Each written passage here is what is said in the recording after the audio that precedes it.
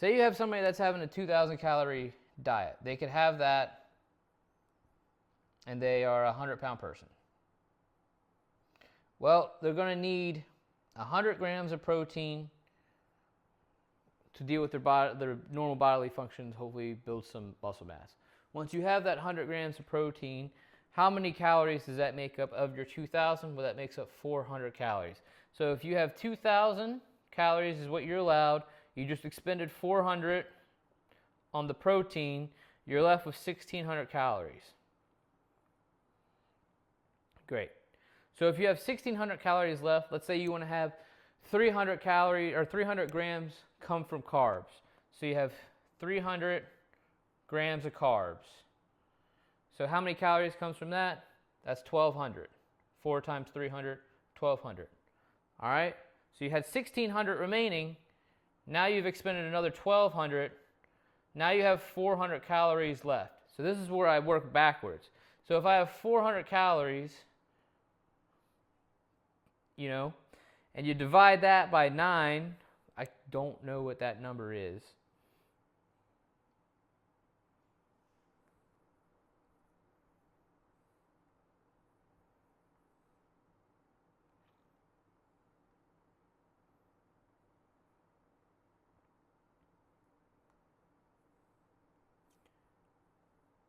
Yeah. So it's going to be about 16 grams of fat, which is obviously low, but it paints the picture as to why that's important. Because if you go too far over on fat, say you had another 100 grams of fat down here, that would be 900 calories. So if you take 400, 1,200, and 900,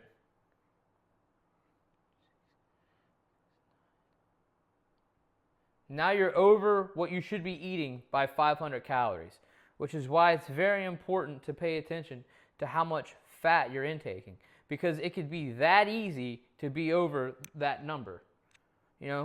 All you did was match how much protein you're having, or however it is some people might think about the process to get the right amount of fat. All you did was change a little number, and now you're over, say, a maintenance level of calories by 500 calories. Now you're gaining weight on what you thought is a maintenance diet because you did not pay attention to how many grams of fat you're intake. Now the same goes with carbs, but obviously you get a little bit more leeway with carbs as they have less calories per one single gram. So when I have somebody, this is how I go about programming it for them based upon their needs. So as you saw, I started with carbs, or calories. I keep seeing C and getting confused. I started with calories. I brought it down to, all right, how many grams of protein do we need? Okay, how many calories is that? Great.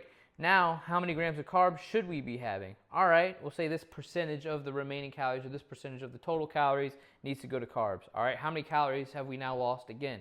All right, that's how many calories we've lost. Now, remaining, how many calories do we have left over for fat? This is how many grams of fat that we want to have. That's how you should go about it for yourself.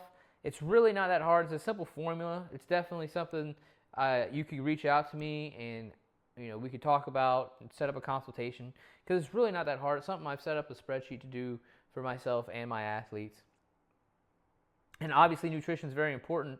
And the thing that on top of it, you could do the whole if it fits your macros thing, which is what you should do. That's very important, even if you're not paying attention to what I'm getting ready to say. You should be doing if it fits your macros. But on top of it, it's very important, in my opinion, to pay attention to where the food source is coming from. And a lot of people don't advocate for that, which is weird to me. But I think that that's a very important thing. And what I mean by that is, like, if you're having protein, you don't want to, all right, you could have fried chicken and get, not a ton of fat and get a good amount of protein. Doesn't mean it's good for you, I like to have a lot of grass-fed beef. That's something that I really like. Chicken breast, obviously. I eat a lot of fish. I can't say I love it, but I eat it.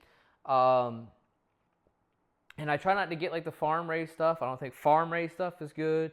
I think grass-fed stuff is great. Obviously, it's not grass-fed fish, but you know what I'm saying. And then so on and so forth with the carbs. I eat a lot of potatoes. I don't see anything wrong with potatoes. I try not to eat starchy potatoes. I don't eat a lot of russet potatoes. But I do have Golden potatoes, and another good one is red potatoes. Those are two good potato options. Quinoa. I have brown rice, which I think it could really go either way. Like you could have white rice or brown rice. I just do brown rice. Um, those are good options. You know, you don't want to be having like French fries and stuff like that. You don't want to be pounding those in and be like, oh, well, I'm getting my carbs in. Like that makes no sense. And then fat, once again, fat can be a little bit tricky because like fat's, you know, you get a little bit of every macronutrient and everything. Like if you have fish, fish is a great source of protein and it's a good source of fat. It's not got a ton of fat in it, but it does have some fat in it. So that's something you have to pay attention to. That's why it's important to like track your food. Because if you're tracking your food, you know, some of these apps do a really good job of telling you, like I've always used MyFitnessPal, but I've been using it since I was young. But these apps do a really good job of telling you, like, oh, there's this amount of fat coming from fish, and protein coming from this, and calories. So I think it's very important to measure out your food and have an idea, because then if you're playing the game of like, oh, I have 16 calories, and you just have a piece of fish, or 16 grams of fat, and you just have a piece of fish, well, then you don't really know how many of your grams you just wasted on that piece of fish, you know, or more importantly, not that they would be wasted, how many grams of fat you have left over if you're just like, well, you know, I'm having it for protein. Now, obviously, don't like feel like this you're confined to these numbers. These are like good recommendation numbers for somebody who's eating this amount of calories. Obviously, that the calories is dependent per person. That's why it's important to reach out to somebody and go over everything. But the numbers themselves, once you get it customized to you, which is kind of what I do, once you get it customized to you, it's important to see these as like numbers that are important, like recommendations, and you don't want to go over the number by like 20 grams or something crazy like that. But if you're over it by like 10, 5, like whatever, that's fine. It's not a big deal. But don't try to like be way, way over. It's important to track. That's why I think meal prepping is important. I can't say that I love all the meals that I make for myself, but it does help me make sure I'm getting the proper amount of macronutrients in a day. So that's how I go about it. And then when we get to the hydration, the trick that I do when I have drink water is to have water with a meal, like around a meal. So maybe if I have 25-ounce water bottle, I'll fill the water bottle up, and I'll have maybe half of the water bottle before and half of the water bottle after my meal. And if I'm having 6 meals a day, 6 times 25, I'm already over the gallon recommendation for myself. You see? 5 times 25 is basically 125 ounces. You add another 25 on it, I'm at 150 ounces. If I drink an extra, now I'm at 175 ounces of water a day. So that's the easy way to go about it. Like if you have X amount of ounces and you have half before a meal, half after, that's great. And you should be aiming for at least 4 meals a day. You know, that's what most people say. 4 meals a day is going to be the most beneficial. 3 meals is good. Try not to get less than 3 meals. 4 meals is also good. But it's really important to break down the calories and what you need.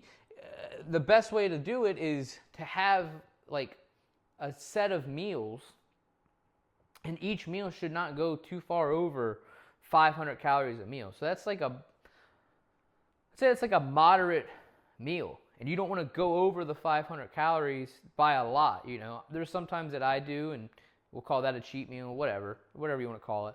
And the reason is you go too far over, you start to spike insulin levels, you start to have those fall into that area where, you know, blood sugar might get up, so on and so forth. So you don't want that. So that's why it's good to like have meals throughout the day.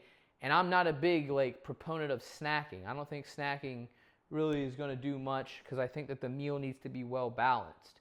You know, most snacks, if it's like trail mix or whatever snacks people have these days, you know, they're going to be snacks that have like a heavy emphasis on maybe carbs, or a heavy emphasis on this and that, and it's not going to be a balance of carbs, fat, and protein.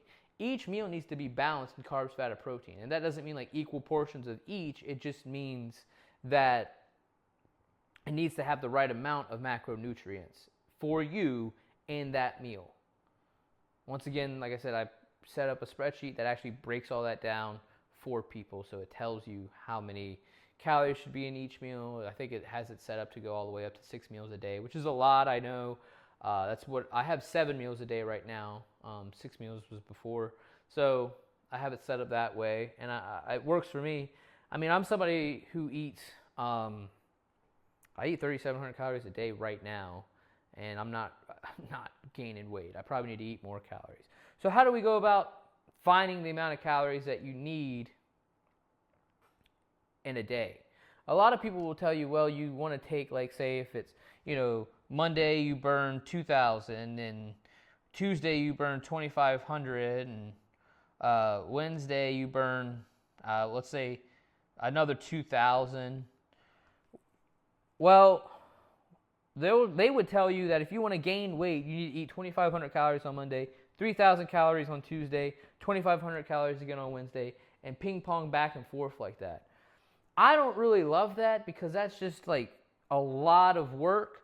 What I like to do is I'll like have a wearable, like an Apple Watch or something, and I'll track my calories through a week, maybe 2 weeks worth of calorie tracking to see how many calories I burn, And say I burn on a week, average, I burn 2,000 or 2,200 calories a week. All 7 days added together, divide by 7, I burn 2,200 calories. Well, if that's the case, I'm at 2,200 calories, so maybe to be above it by, we'll say 500 calories, that'd be 2,700 calories. So that means on Monday, I'm over it by 700 calories, over what I burn on that day by 700 calories. Tuesday, I'm over it by only 200 calories. The Wednesday, I'm back over. You see, so it averages out to be in a week's time, you're in a surplus, than week or day to day, you're in a surplus. Because that could be exhausting to deal with. So that's why I like to do it on a week. Then once I have that number of what I burn in a week, sorry, I got to track. Once I have that number of what I burn in a week, I then, say it's 3,000, I then do exactly what I did right here. 3,000 calories. I'm this much weight. Here's how many grams of protein I need. Here's how many calories it is. Subtract it. What do I have left? All right, this is how many carbs I need. All right, how many calories? Great. Subtract that from what I have left. Here's how many grams of fat I need. Great. That's what I need to make up for my macronutrients in a week's time to gain weight, to lose weight, so on and so forth. That really covers about everything that I go through, that I could talk about, that I know to talk about right now. By all means, if you have questions, please reach out. If you want to know more, also reach out.